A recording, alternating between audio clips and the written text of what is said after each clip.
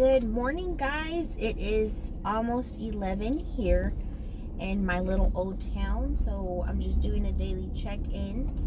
My family and I just got finished with some family pictures for Christmas, and after that we went to H-E-B to pick up an online order, and so my oldest daughter was reading some books. She brought some books with her, and one was a devotional book, and another one was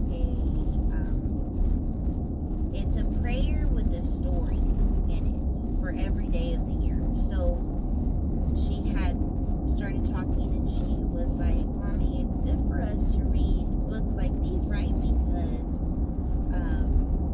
we can love God and God can love us, right?" And I told her, "Yes, ma'am." And I said, anytime that you give to God, that's what He wants. He wants that relationship with us. And I said, but I will say, I told her, now that Mommy's getting older, I have been more mindful of the type of books that I get.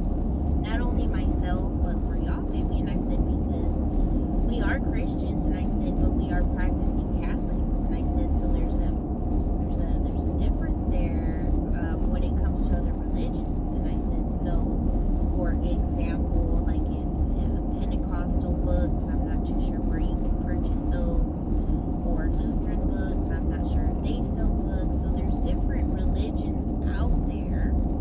So ours is Catholic. And I said, so now Mama's been more mindful of that, and not to say what they preach and what they do is wrong. I'm not there yet.